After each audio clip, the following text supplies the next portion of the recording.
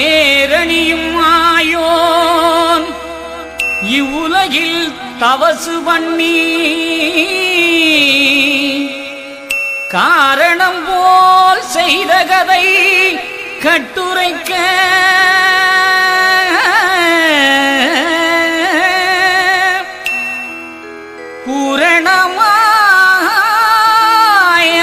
பூரணமாயாராய்ந்து வாட அடியேன் சொல் தமிழ் குதவி நாராயண பாதம் நாவினில் நாராயணர் பாதம் நாவினில் நாராயணர் பாதம் நாவினில் நாராயணர் பாதம் என் நாவினில்.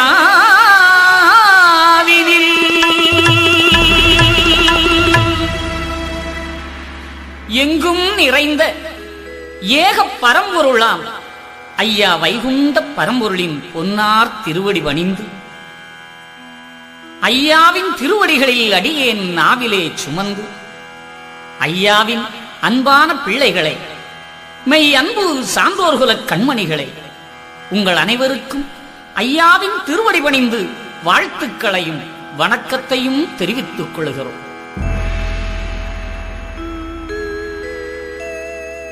உலகினில் மனுவாய் தோன்றி ஒரு 20 நாளுக்கப்பால் தலைமுறை வினைகள் போக்கி சடலத்துள் ஊரலோட்டி மலைச்செந்தூர் அலையினுள்ளே மகரத்துள் இருந்து பெற்று அலைகளற்கரை ஐயா நாராயணரென புவியில் வந்தார் நாராயணரென புவியில் வந்தார்.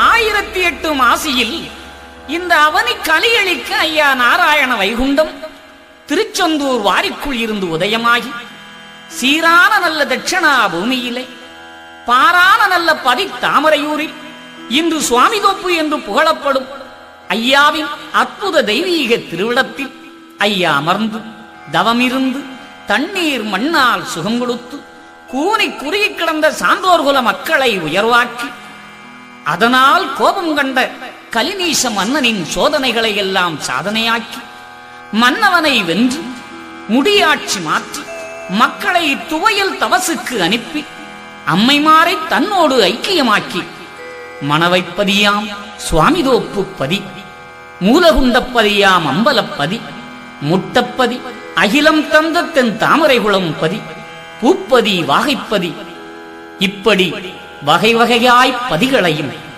தாங்கல்களையும் தந்து தர்மம் தழைத்தோங்க அதர்மம் கலியளிக்க ஐயா வைகுண்ட பரம்பொருள் நாட்டு மக்களுக்கெல்லாம் உபதேசங்களை எல்லாம் சொன்னார். அப்படி சொன்ன ஐயா இப்போது எங்கே இருக்கிறார்?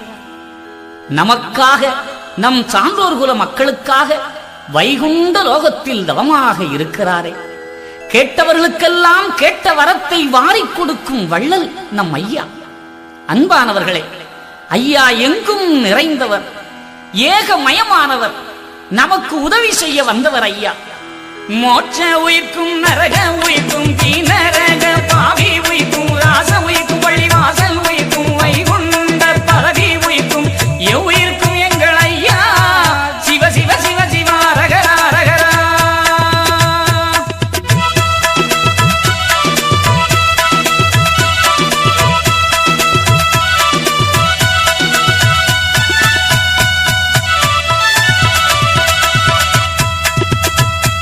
முன்னுள்ள ராமர் உயிர்க்கும் மோகவடி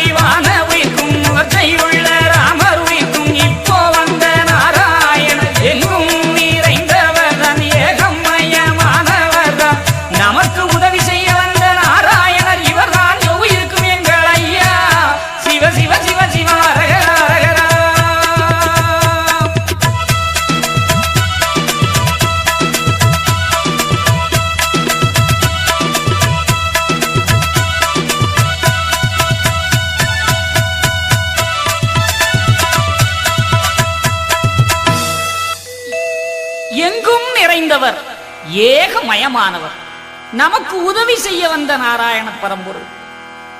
நாம் தாழ்ந்து கிடந்த காலத்திலே கூனி குறுகி கிடந்த நம்மை உயர்வாக்க வேண்டும் என்று இந்த உலகத்திற்கு வந்த பிரான் இன்று நமக்காக ஐயா எத்தனை உபதேசங்களை இந்த மக்களுக்கு சொல்லி இருக்கிறார். அன்பானவர்களே, மெய் அன்பு சார்ந்தோர்களே, அறிந்தோர் அறிந்திடுங்கோ ஐயா, அறிந்திடுங்கோ ஐயா, ஐயல் ஓடி போகும் முன்னே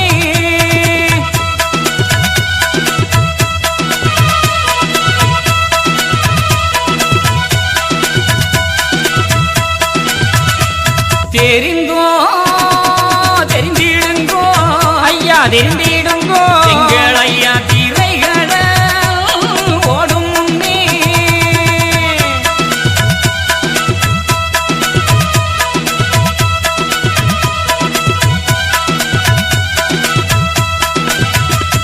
பணிந்தோ பணிந்திடுங்கோ ஐயா, பணிந்திடுங்கோ எங்கள் ஐயா பாலன் பாதி ஏறும் முன்னே.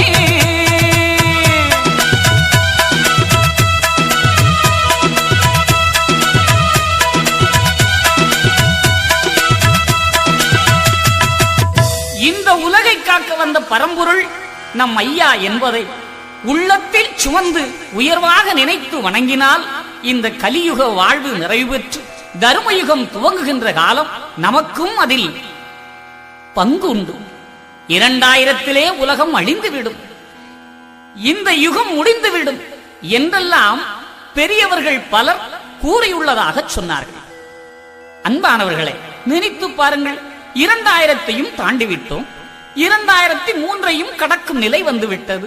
உலகம் அழிந்து விட்டதா? கலி முடிந்து விட்டதா? இல்லையே. ஆனால் நம் ஐயா என்ன சொன்னார்? இந்த கட்டான கலியை முடித்து தர்மயுகத்தை படைக்க நான் வருவேன் என்றார். வைகுண்ட லோகத்திலே ஐயா 32 அரங்களாலான அரசிம்மாசனத்திலே அமர்ந்திருந்து நமக்காக, நம் சான்றோர்குல மக்களுக்காக ஐயா இப்பொழுது தவமாக அல்லவா இருக்கிறார். அவருடைய சிந்தனை அத்தனையும் நம்மை நினைத்துத்தானே நினைத்துக் கொண்டிருக்கிறது. ஐயா சொன்னாரே, ஆடையும் பொன்னும் காசும் அன்னமும் மாலும் உந்தன் நீடியே உதவியாலே நினக்கவர் இது நாள் மட்டும் வாடியே முகம் கோணாமல் மனத்தையவதினால் ஈந்து தேடியே மக்கள் தன்னை சிந்தையில் நினைக்குதென்றார். இந்த கலியுகத்திலே மனுவாக இருந்து ஆட்சி செய்த ஐயாவுக்கு இதையெல்லாம் சிறப்பு செய்த சான்றோர்குல மக்களையே எப்பொழுதும் சிந்தை நினைக்குதென்று ஐயா சொன்னாரே. ஐயரே இது நாள் மட்டும் அவர் எனக்கு அளித்த செல்வம் வையமேதறியாதெந்தன் வாயினால் உரைக்க போமோ மெய்யெல்லாம் அவர்கள் பேரில் மேனியும் உருகுதையா செய்யனே அவர்கள் எந்தன் திருப்பதம் வணங்கச் செய்வாய் திருப்பதம் வணங்கச் செய்வாய்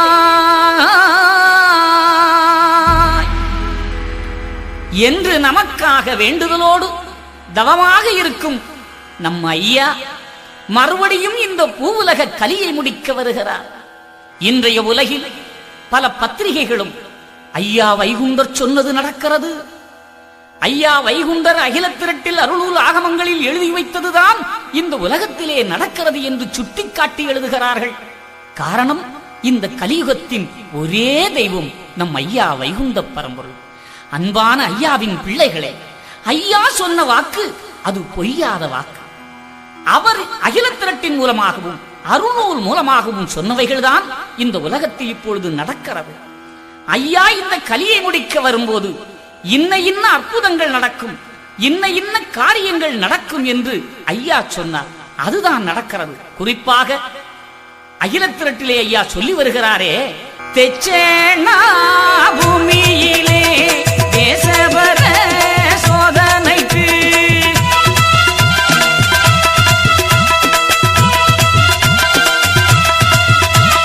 நிச்சயமாய் நான் வருகும் நிசத்துக்கு அடையாளம்.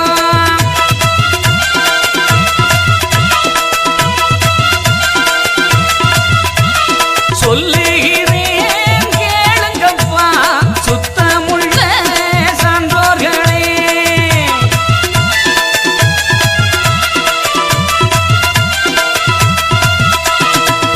கலியுகம் முடியும் காலம் இதுதான் நடக்கும். இது ஐயா சொன்னது. தட்சணா பூமியிலே தேசபர சோதனைக்கு நிச்சயமாய் நான் வருகும் நிசத்துக்கு அடையாளம். சான்றோர் குல மக்களை பார்த்தல்லவா சொல்லுகிறார். என் அன்பான மக்களே, பூமியிலே ஒரு வீக்கு பொருந்தி மிக வாழும் அப்பா.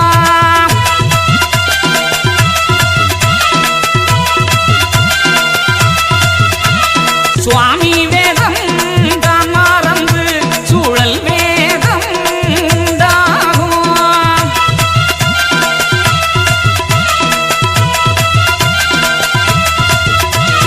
சாதி வரம்பு தப்பி சரி நிலைகள் மாறும் அப்பா.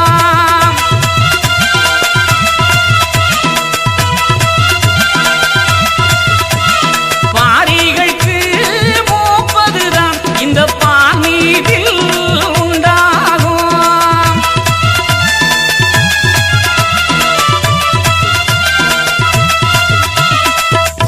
கலி அழிப்பதற்கு நான் வருவேன். வைகுண்ட லோகத்தில் தவமாக இருக்கிற ஐயா இதோ வருகிறார்.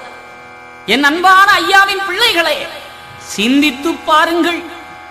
இந்த கலியுகத்தில் ஒப்பற்ற உயர்வான தெய்வம் நம் ஐயா இதோ வருகிறார். நம்மை காப்பதற்காக வருகிறார். கலி அழித்து தர்மயுகத்தை பிறக்க வைக்க ஐயா வருகிறார். வருவாரா? எப்படி அவர் வருவதை அறிந்து கொள்ள முடியும் என்று எல்லோரும் சிந்திக்கிறோமே. ஐயா சொன்னார், நான் வருகின்ற பொழுது இந்த உலகத்தில் இன்ன நடக்கும். அவர் சொன்னதுதான் இன்று நடக்கிறது. அப்படி என்றால் ஐயா வருகிறார் என்பதற்கு முன் உதாரணமே இங்கே நடக்கின்ற இந்த செய்திகள் தான். பூலோகத்தில் நடக்கும் செய்திகளை ஐயா அறுதியிட்டு உறுதியாக சொல்லுகிறார். சுவாமி வேதம் மறந்து சுழல் வேதம் உண்டாகும். ரிக், யஜூர், சாமம், அதர்வணம் என 4 வேதங்களும் உண்டு. இன்றைய நிலை என்ன? ஒவ்வொரு மனிதனும் ஒவ்வொரு வேதத்தை உருவாக்குகிறான். இவன் இது பெரிது என்கிறான், அவன் அது பெரிது என்கிறான். எது பெரிது என்று தெரியாமலே திணறித் திரிகிறார்கள் மனுக்கள். இன்று நடப்பதும் அதுதானே. நீ பெரிது, நான் பெரிது, நிச்சயங்கள் பார்ப்போம் என்று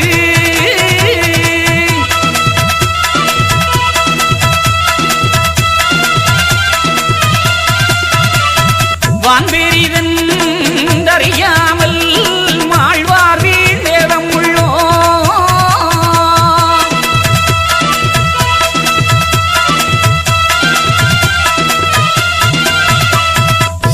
நடப்பதையும் சொல்லி நம் ஐயாவின் பிள்ளைகள் வழிதப்பி போய்விடக் கூடாது என்று உபாயமும் சொல்லி வருகிறார் நம் ஐயா. அதையும் மீறி போனால் தர்மயுகத்தில் நமக்கு இடமில்லை. தர்மயுகம் வாழ்வு வேண்டும் என்று சொன்னால் ஐயாவின் வாக்கை அமிர்தமாக அருந்த வேண்டும். ஐயா சொல்லுகிறார், வம்பில் இரவாதே ஐயா இரவாதே, வாழ்விழந்து போகாதே.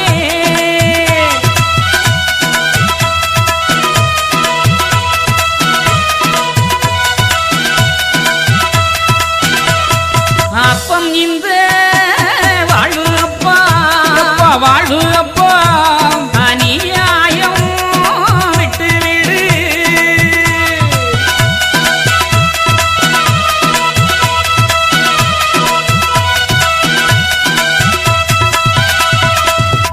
இந்த உலகமும் உலக வாழ்வும் நிலையில்லாததுதானே.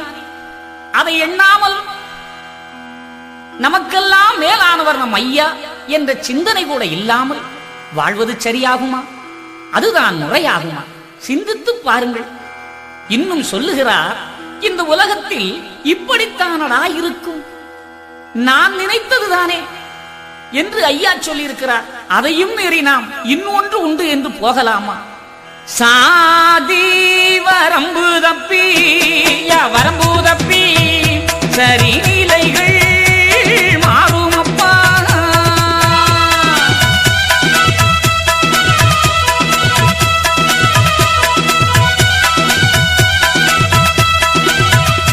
பாரிகளுக்கு 30 தான், ஆமா 30 தான் இந்த பார்மீரில் உண்டாகும்.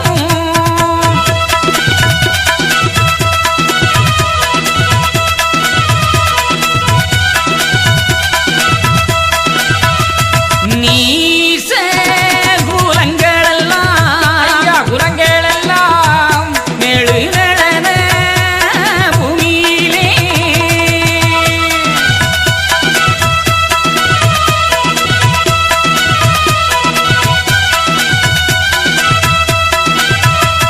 தூசி இடத்தண்டா இடத்தண்டா ஐயதோடன்று பிடிப்பார்கள்.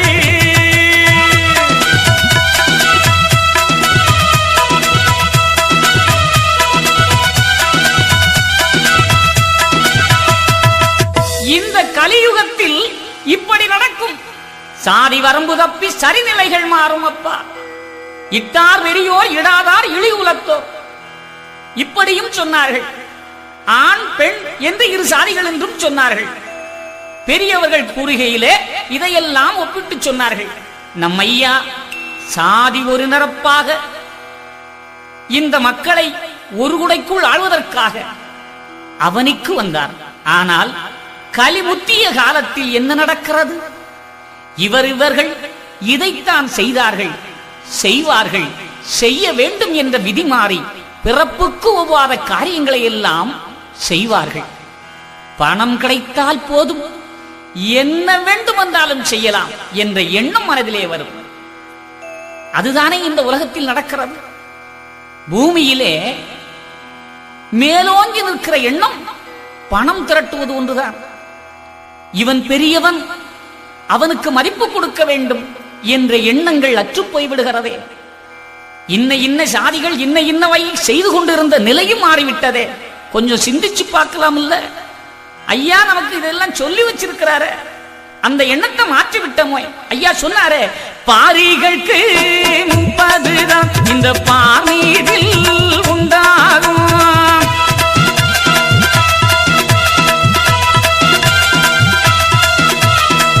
கலி முடியும் காலம் இது.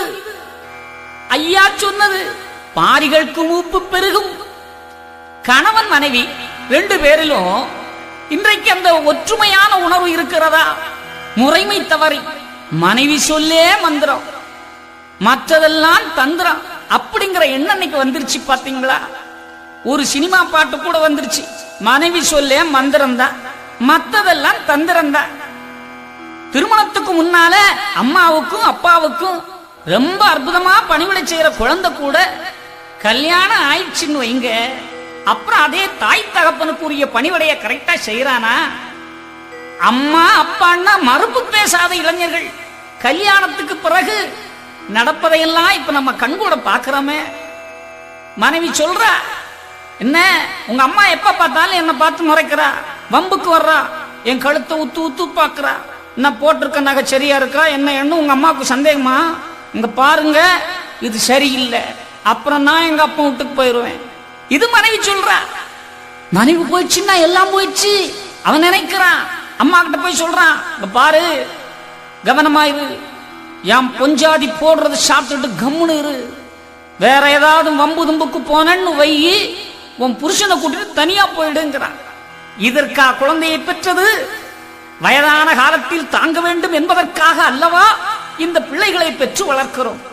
ஆனால் கலியுகத்தில் என்ன நடக்கிறது? சேவல் கோழி எல்லோ கூவும் என்று சொல்லுவார்கள், பெட்டைதானும் கூவ கண்டேன் சிவனே ஐயா, ஐயா பெட்டைதானும் கூவ கண்டேன் சிவனே ஐயா.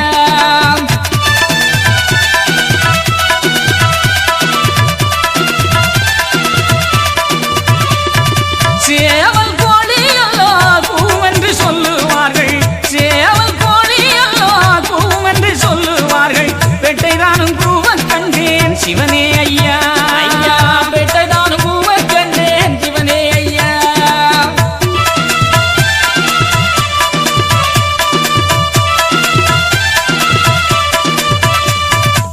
பெட்டை கோழி கூவா இது நமக்கு ஒரு கேள்விக்குறியான வசனம். ஆனா கலியுகத்தில் நடக்கிறதா? நடக்கிறதே. சாத்தாங்குளம் பக்கத்துல சங்கரங்குடியிருப்பு என்று அற்புதமான ஒரு கிராமம் இருக்கிறது. அங்கே ஐயாவுடைய சன்னிதானத்திலே நிகழ்ச்சி பண்ணி கொண்டிருக்கிறோம். அப்ப அங்க ஒரு ஐயா சொல்லுகிறார், ஐயா எங்க ஊர்ல ஒரு பெட்டை கோழி தினமும் முட்டை போடுது, ஆனா காலையில எந்திரிச்சிட்டோம்னு பார்த்தா அந்த கோழி சிறகு தட்டி கூவுது ஐயாங்கிற. என்ன ஆச்சரியம் பாருங்கள்.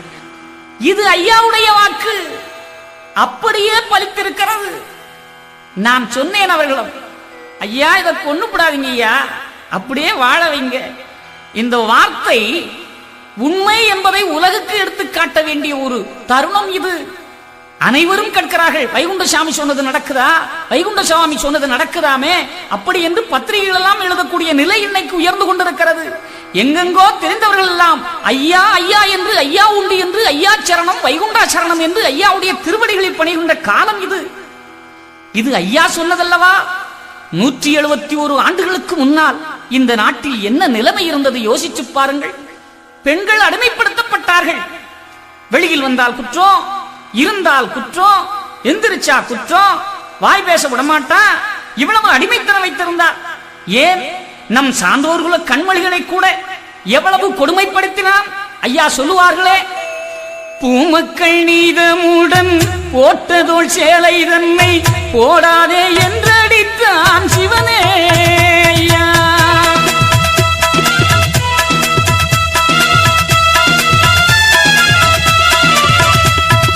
என் மக்கள் சான்றோர்கள் இடுப்பில் எடுத்த கூடம் ஏண்டி இறக்கத்தானே சிவனே ஐயா.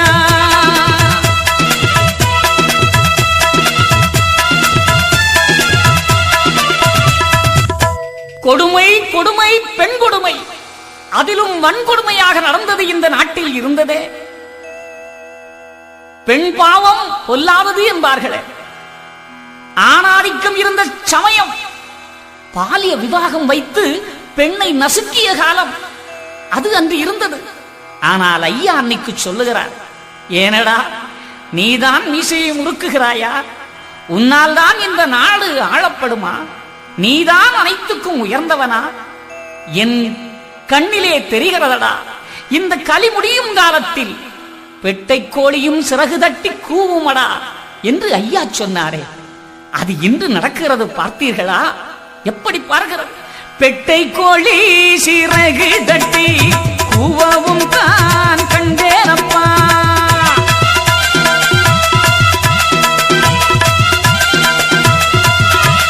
பாரிகட்டு 30 தான் இந்த பார்மீதில் உண்டாகும்.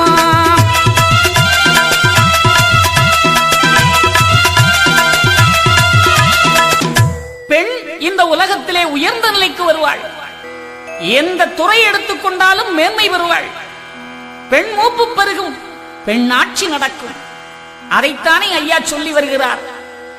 ஏட்டையும் பெண்கள் தொடுவது தீமை என்றெண்ணி இருந்தவர் மாய்ந்து விட்டார். வீட்டுக்குள்ளே பெண்ணை பூட்டி வைப்போம் என்ற விந்தை மனித தலை கவிழ்ந்தான். மாட்டை அடித்து வசக்கி தொழுவினில் மாட்டும் வழக்கத்தை கொண்டு வந்தேன். வீட்டினில் எம்மிடம் காட்ட வந்தார், அதை வெட்டி விட்டோம் என்று கும்மியடி.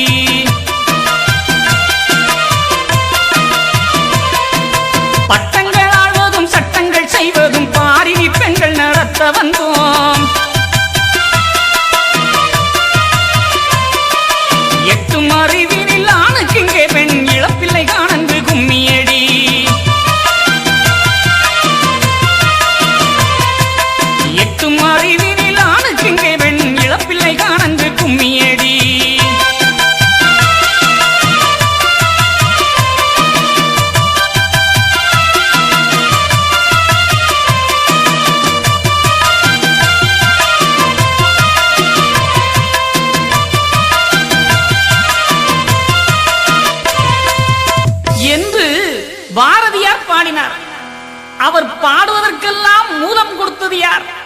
நம் ஐயாதானே.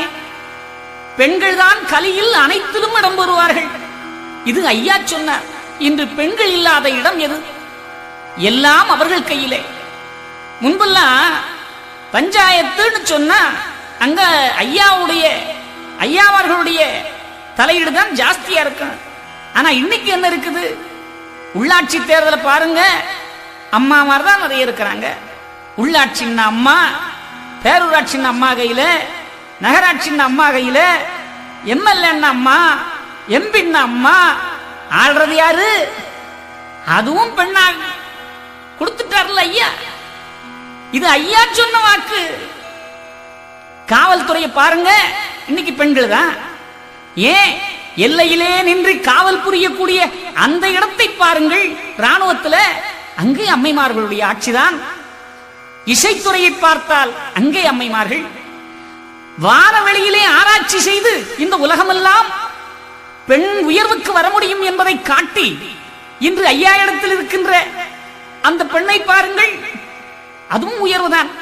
அனைத்தும் பெண்களுடைய கையிலே. வீட்டுக்குள்ள மட்டும் என்ன இருக்குது? இதுதானே நடக்குது. முன்னால நம்ம ஐயாமார்க பெரிய வீசிய வச்சு முறுக்கி வச்சுட்டு போவாங்களா? அந்த மீசை மேல ஒரு எலுமிச்சங்கனி வைப்பதாக சொல்லுவார்கள். மீசையை கட்டி வண்டியை இழுத்ததாக சொல்லுவார்கள். ஆனா இன்று பெரிய மீசையை பார்க்க முடியுதா? மீசையை முறுக்கிக்கிட்டு அடியே அப்படின்னு குரல் கொடுத்தா அந்த அம்மா அங்கிருந்து என்ன அப்படின்னு அழுத்துது. முறுக்குன மீசை தானா கவுந்துடுது. அவர் எவ்வளவு தான் முறுக்குனாலும் அது மேல வர மாட்டேங்குது. ஏன்னா அம்மாவை பார்த்த உடனே மீசை கூட பணிஞ்சு போயிருது. அதனாலதான் என்னவோ இன்னைக்கு எங்கு பார்த்தாலும் யாரும் மீசையை பெருசா வைக்கிறதே பார்க்க முடியல. வீர தமிழருடைய வீசை பெரிதாக இருக்குமா? இன்றைக்கு அதை பார்க்க முடியல. எந்த நிலைமையில இருக்கிறோம் பாருங்க. ஆண் பிள்ளை மீசையது பெண்ணுக்கு ஆகி வரும்.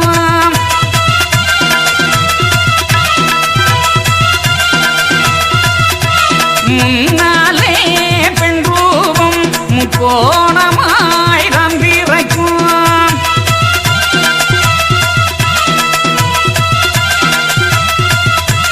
மெய்மறிய வெண்ணார்கள் மனுநீதம் காணாது.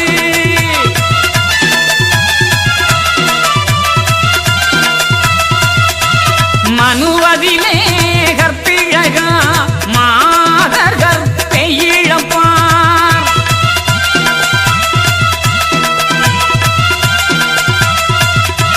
தனுவாய் புருஷருட தன் வாக்கு கேளார்கள்.